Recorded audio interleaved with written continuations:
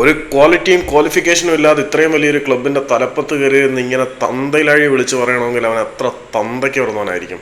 പറഞ്ഞത് കേരള ബ്ലാസ്റ്റേഴ്സിന്റെ മേധാവിയായിട്ടുള്ള അഭിക് ചാറ്റർജിയെ കുറിച്ച് തന്നെയാണ്. കേരള ബ്ലാസ്റ്റേഴ്സ് പ്രൊഡ്യൂസ് ചെയ്ത ഏറ്റവും മികച്ച 2 താരങ്ങളായിട്ട് വിശേഷിപ്പിക്കപ്പെടുന്നത് ലക്ഷദ്വീപിൽ നിന്ന് നമുക്ക് കിട്ടിയ പവിഴങ്ങളായ അസറും ഐമനും തന്നെയാണ്. അതിനകത്ത് നിങ്ങൾക്കോ എനിക്കോ യാതൊരു സംശയമില്ലല്ലോ. എത്ര മനോഹരമായിട്ടായിരുന്നു ഇവൻ മുക്കാമനോവിച്ച് എന്ന പരിശീലകൻ ഈ 2 താരങ്ങളെ ഉപയോഗിച്ചത്. ഇവൻ അഡ്രിയാനിലൂടെ പരുക്ക് പറ്റി പുറത്തു പോയ സാഹചര്യത്തിൽ പോലും ടീമുമായിട്ട് മുന്നോട്ട് പോകാൻ ഈ 2 താരങ്ങളെ ഡിപ്പെൻഡ് ചെയ്ത് കൊണ്ടുപോകാൻ നമ്മുടെ ഇവാനാശാന് കഴിഞ്ഞിരുന്നു. ആ 2 താരങ്ങളുടെ പ്രതിഭയിൽ ഈ നാറയ്ക്ക് സംശയം.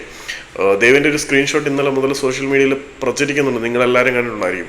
എങ്ങനെയാണ് ഒരു മികച്ച തീരുമാനങ്ങൾ എടുക്കാൻ കഴിയുന്ന ആളിന് സൗജന്യമായിട്ട് ഈ 2 മികച്ച പ്രതിഭകളെ മറ്റൊരു ക്ലബിലേക്ക് ദാനമായി നൽകാൻ കഴിയുന്നത് എന്നുള്ള ചോദ്യത്തിന് ഈ പരനാറിയുടെ മറുപടി ഉണ്ടല്ലോ. എന്താണെന്ന് വെച്ച് കഴിഞ്ഞാൽ പുള്ളിയുടെ മറുപടി എങ്ങനെയാണ്, അസറും ഐമനും ഇന്ത്യയിലെ ഏറ്റവും മികച്ച താരങ്ങളാണെന്ന് നീ വിശ്വസിക്കുന്നുണ്ടോ എന്ന്.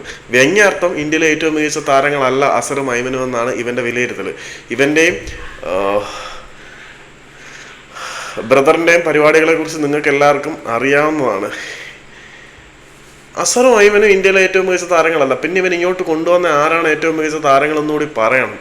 ക്വാളിറ്റിയുള്ള ആരെങ്കിലും ഇങ്ങോട്ട് ഈ നാളെ കെട്ടിയെടുത്ത് കൊണ്ടുവന്നിട്ടുണ്ടോ എന്നുള്ള ചോദ്യത്തിന് മറുപടി പറയുന്നില്ല. അതുകൊണ്ടാണ് ഞാൻ തുടക്കത്തിൽ പറയുന്നത്, ഇങ്ങനെ പച്ചയ്ക്ക് തന്തയിലായി പറയുന്ന ഇവൻ എത്ര തന്ത ഉണ്ടായിരിക്കും, എമ്മാതിരി തെമ്മാടിത്തരാണ് ഇരുന്ന് പറയുന്നത്.